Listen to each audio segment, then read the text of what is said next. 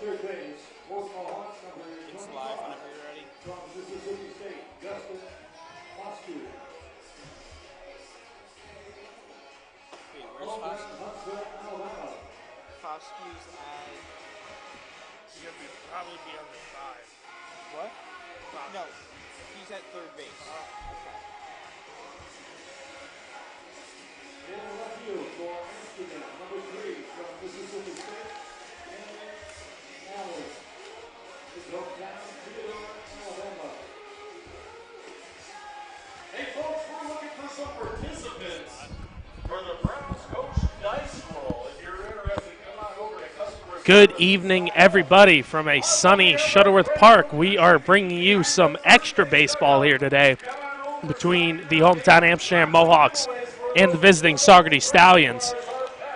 Both of these teams have had quite a bit of fireworks go off between them this season, both on the diamond and in other ways, and we're actually going to resume a game that was postponed from June 24th in the bottom of the 4th inning. It's been resumed, and Mike Antico walked. He was up with 2 outs. He walked, and then Jake Hammond popped out to end the 4th inning. So we are now headed to the top of the 5th here at Shuttleworth Park in this game with the Mohawks ahead 4-0. We'll recap what happened in the previous game, but for now I want to get the lineups to you as we have coming to the plate. It will be Jordan Kozicki out of Minnesota.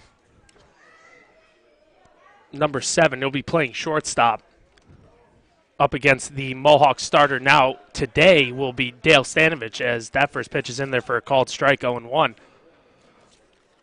But the Saugerties Stallion lineup will read as such as Stanovich sets and deals the 0-1. Low for a ball, evens count at 1-1. Batting first for the Stallions, a left fielder from Butler University, number 3, James Gargano.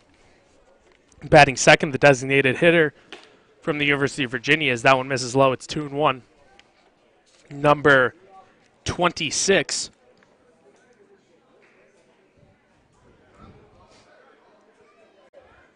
that will be Cameron Comer, as that one is in there for a called strike, evens count at 2-2 at designated hitter.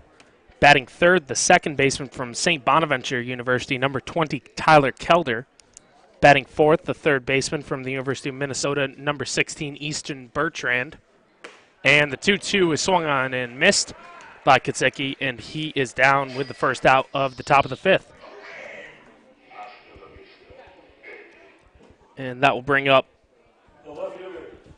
in the 8-hole the right fielder, Noah Cersei. He did not start the first game.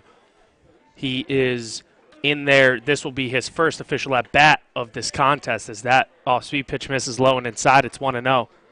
But back to the lineup, Easton Bertrand batting cleanup, batting fifth, the first baseman from Lemoyne College, number 44, Andrew Taft, as that 1-0 is in there for a called strike, evens at 1-1. Batting sixth, the catcher from Nyack College, number 10, Carlos Pino. Batting seventh, mentioned he just struck out, the shortstop from, as that one is in there for a called strike, it's 1-2. But Kozicki is from the University of Minnesota. He is batting seventh, playing shortstop, and that one is fouled off of the next batter in the lineup's foot. That will be Noah Cersei, the right fielder out of Georgia Southern, number 6. And batting ninth, the center fielder out of Oregon State, number 1, Darius Foster. On the mound, he finished up the last half inning, and he had come in previously in the suspended game, is number 12, Dylan Good out of Lockhaven College, as that one, too, is cut on and fouled off. And actually, it was not fouled off. They say it was a swing and a miss, and the ball got away from the catcher, Shane Muntz, so he throws down to first for the second out. Now bring up the 9-hitter, Darius Foster. We'll run through now the Mohawks lineup for you. Batting first, the center fielder from St. John's University, number 6, Mike Antico, who led off the bottom of the fourth, the resumption of this game with a walk. Batting second, the right fielder out of Morehead State College, number 14, Jake Hammond, as the first pitch into Darius Foster is a called strike, 0-1. Batting third, the first baseman out of the University of South Florida, who has since broken the Amsterdam Mohawks all-time RBIs record, as that curveball swung on and missed by Foster. And it's 0-2. Number 31, Joe Genord, he'll be batting third for the Mohawks. Batting cleanup, the designated hitter out of the University of Indiana, number 2, Cole Barr. That's a new person at the start of the resumption of the game, as that one is driven fouled on the right field line. He'll stay 0-2. Batting fifth, the catcher out of the University of Wake Forest, number 39, Shane Muntz. Batting sixth, in addition to the Mohawk squad, the third baseman, he is wearing number 25 out of Mississippi State, Justin Foscue, as that one is ripped inside out, foul right into the dugout of the Stallions. They had to jump out of the way as Foster continues to fight off pitches, but Justin Foscue, this is his first action as a Mohawk. He is at third. And also another new Mohawk from Mississippi State, the left fielder batting seventh, number 3, Tanner Allen, as that pitch just misses the outside corner. It'll be 1-2 here to Foster. But Foscue and Allen are brand new, right from Mississippi State. They'll be with the Mohawks for the rest of the season, as we'll talk about Mississippi State's run in the College World Series as they come up to bat and make plays in the field. Batting eighth, the second baseman out of Florida Atlantic University, number 9, Richie Nitza. And batting ninth, the shortstop out of Marshall University, number 1, Elvis Peralta Jr.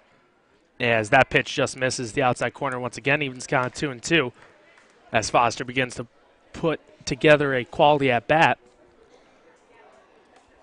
And on the mound, we've mentioned, is Dale Stanovich out of Marshall University, an Amsterdam, New York native. That one will be ripped down to the first baseman, Genord, who bobbles it for a second, fields it after that, and steps on first to retire the side.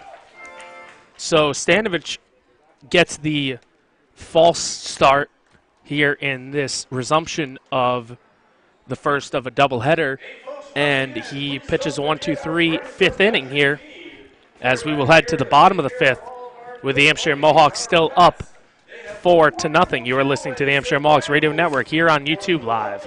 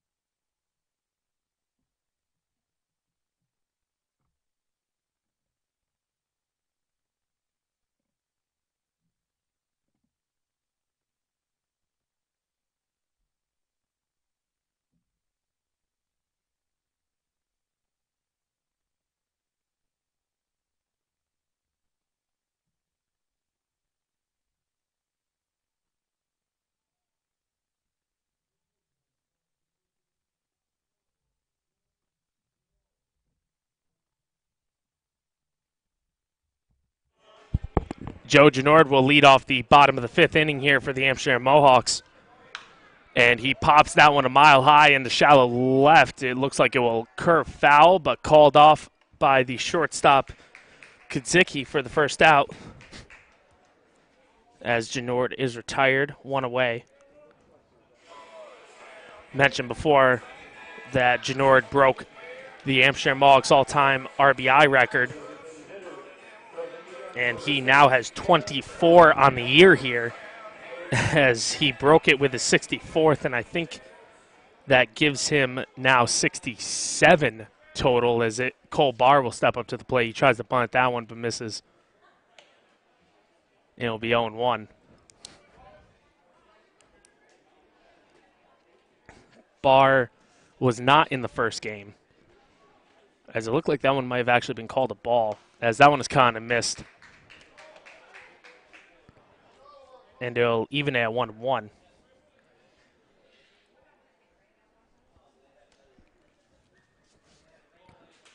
And the 1-1 is kind of missed by Cole Barr. As good as ahead in the count 1-2. As we have a nice sunny day here for a doubleheader at Shuttleworth. There were thunderstorms at one point in the forecast. That one misses low and away. Evens the count at 2-2. But it looks like we'll be able to get both games in just fine, which is certainly good to hear, especially since one of these games was already suspended due to rain. As the 2-2 from Good is ripped foul behind the grandstand, and the count will stay 2-2. Now, for people who do remember, this game was also the game in which Zane Stevens was ejected for hitting Jacob Hitz, as that one is in there for a called strike 3, and that will be the second out of the bottom of the 5th. But Stevens and Hitz are certainly not eligible for this game, as both of them have come back from suspensions. I don't know if Hitz is actually still with the Stallions or not, as this will bring up Shane Muntz, who started the game catching on June 24th and continues today, as that one misses high and outside. It's 1-0. But it will be interesting to see how the rest of this game plays out due to how the first half went, as that one's ripped fouled on the left field line. It'll make it 1-1.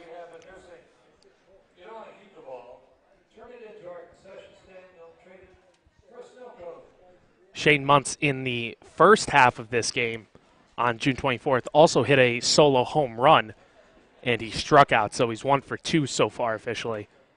As the off-speed pitch misses away, it's 2-1.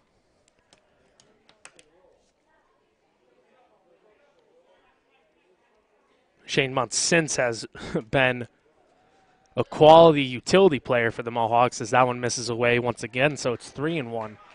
He has pitched, caught, he's played the field, been at the designated hitter position in lineups, as he's shown his versatility, as that one will be flown high in the air to right center field. Ranging over is the the right fielder, Searcy, to put that one away, and that will retire the side. As we will head to the 6th inning here at Shuttleworth Park with the Amsterdam Mohawks ahead in game 1 of a doubleheader here, 4-0. You're listening to the Amsterdam Mohawks Radio Network here on YouTube Live.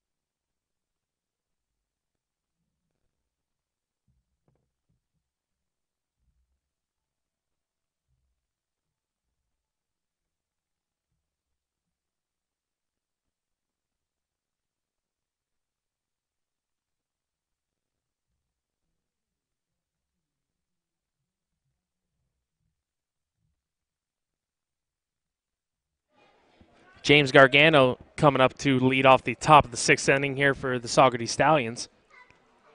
First pitch in from Stanovich is inside for a ball, 1-0.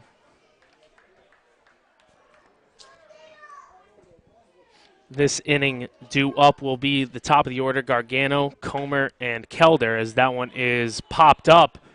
Dale Stanovich makes a nice running catch along the first base line, calls off Genord, and doesn't collide with anyone for the first out.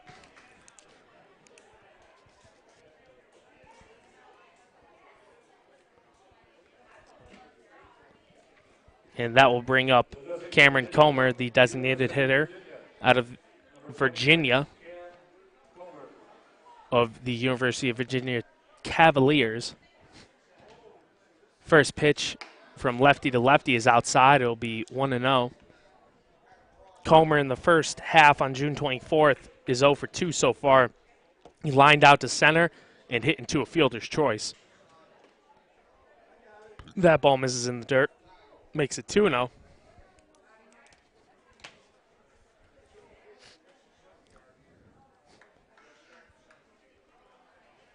Mohawks defense from left to right will read as the 2-0 misses high. It'll be 3-0. But it will read at third base Justin Foscue, at shortstop Elvis Peralta, at second base Richie Nitza, and at first base Joe Genor. Behind the plate Shane Muntz. Dale Stanovich pitching to Comer as that one catches the outside corner. It'll be 3-1. Left field is Tanner Allen, center field Mike Antico, and right field is Jake Hammond. I would certainly expect to see Michael Ludwig in the second game as that one misses high and Comer is on with the 1-out walk. I'd be surprised if I don't see Michael Ludwig in the second game, maybe Matt Padre as well, as he has dealt with injury issues all year long for the Mohawks in this short season.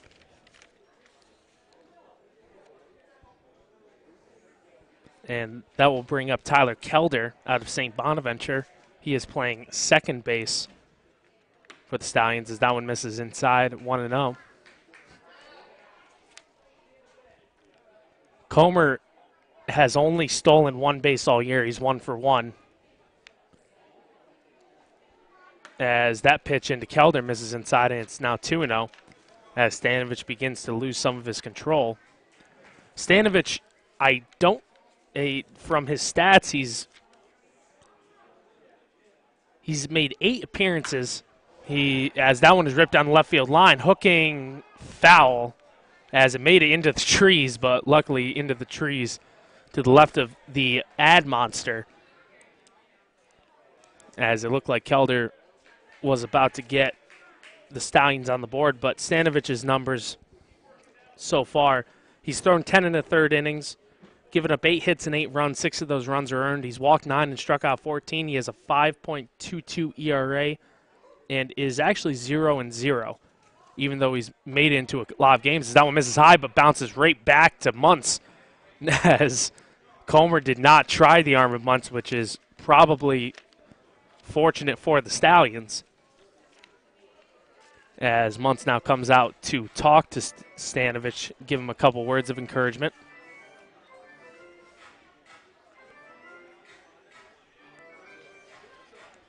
And we'll get a new ball, and everyone will get back to their positions. But at the plate, Kelder is hitting .265 for the Stallions, 13 runs scored, which leads the team. And he also has 19 RBIs, which also leads the team. He has 3 home runs and 7 doubles and 1 triple. So 11 extra base hits in total, as that one is popped a mile high. Shane Muntz calls it and kicks his catcher's mask, but he makes the grab for the second out. But he probably should have chucked that catcher's mask a little farther, hopefully. Hopefully he will in the future. You never want to see someone step in the bucket and then injure your ankle somehow that way. As that will bring up Easton Bertrand out of Minnesota. Bertrand in the first half of this game is 0 for 2 as he pops that one foul out of play. 0-1.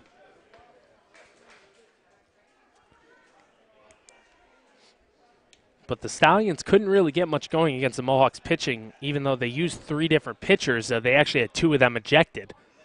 First, Zane Stevens had hit Jack Hitz, and Jack Hitz had actually charged the mound. That caused a scuffle between both teams as that one misses low and inside, evens count 1-1.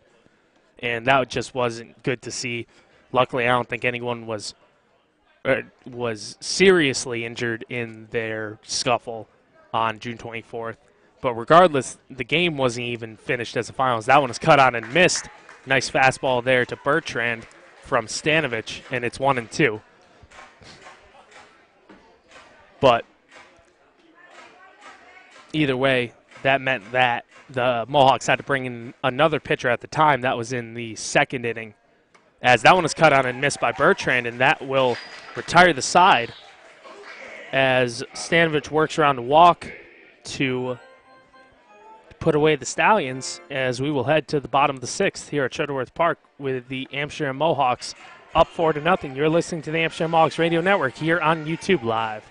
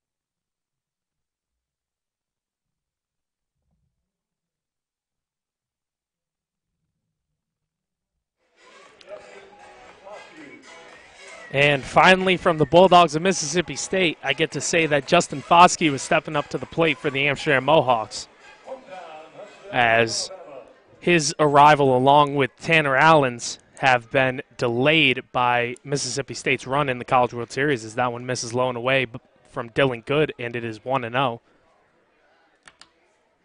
But Foskey, of course, no stats for the Mohawks. This is his first at-bat for Amsterdam. That one misses away, and it is 2-0.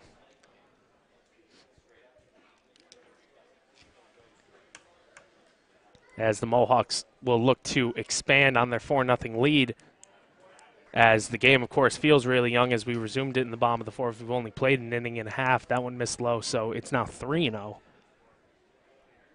But a lot of these guys, of course, getting their first swings of the day. Neither team took batting practice for the doubleheader, as that will be a 4-pitch walk here to Foskey. Couldn't even take the bat off of his shoulder, as he still has yet to record an official at-bat as a Mohawk. As that will bring up his Mississippi State teammate, Tanner Allen.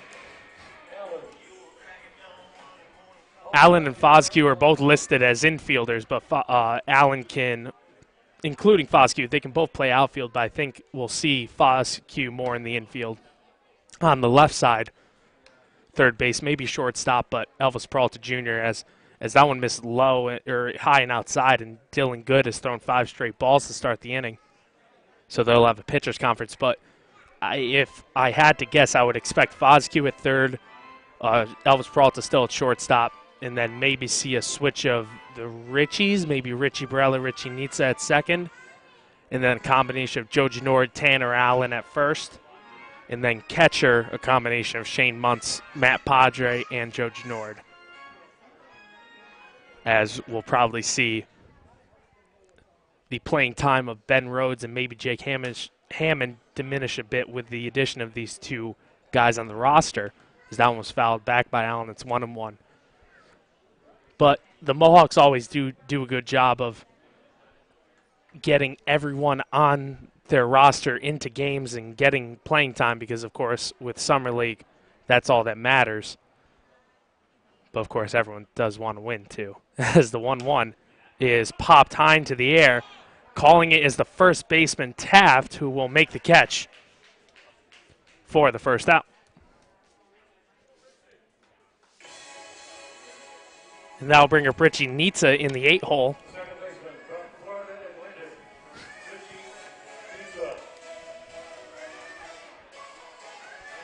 Nitsa. Nitsa out of Florida Atlantic did start in the first game. And his line so far, he went 0 for 1. He was hit by a pitch and ended up scoring in the third. As that one will be ripped fouled on the left field line, 0-1. But the scorecard for the first 4 innings of the game, unfortunately, is marred by a couple of different hit by pitches here and there, as well as some other stuff where guys had to change positions and other things. But now we have it situated, and the Mohawks currently still lead 4-0 here in the bottom of the 6th. As a check of the runner Foscue at first, but he slides back in safely. But to finish last inning, what I was explaining with the Mohawks pitching, Zane Stevens was thrown out after the scuffle, so they had to bring in another pitcher, so they brought in Blake Espinal out of Seton Hall as that one is fouled down the right field line, and it's 0-2 to Nitsa. But Espinal, in his first couple of batters, he faced, as I don't have the person who he faced right in front of me, as Kozicki is now in their place. But I believe it may have been, he was facing he was facing Kozicki, and then he hit Kozicki in the third. Then he struck out Justin Toohey, and then Darius Foster was hit by a pitch by Espinal, and so is Joe Gargano. So after that, due to the nature of the game, 2 hit batters meant that he had to be thrown out, as that one is cut and missed by Nitsa, and that will be the second out. So after Espinal was thrown out, they brought in Teddy Sabato, and Sabato got another out before, and then that got the Mohawks out of the top of the 4th. And then in the bottom of the 4th, the game was suspended. So now we have Stanovich still on the mound. He's thrown 2 scoreless so far in this resumed game, as Elvis Peralta steps to the plate out of Marshall University. Elvis, in the first game, went 1 for 2. He hit a 2-run home run in the bottom half of the 4th inning. First pitch into Peralta is fouled down the left field line. Ranging over is the third baseman to make the catch to retire the side. So Foscue leads the inning off with a leadoff walk, but the Mohawks can't do anything with him there, as we will head to the 7th with the Amsterdam Mohawks up 4-0. You are listening to the Amsterdam Mohawks Radio Network here on YouTube Live.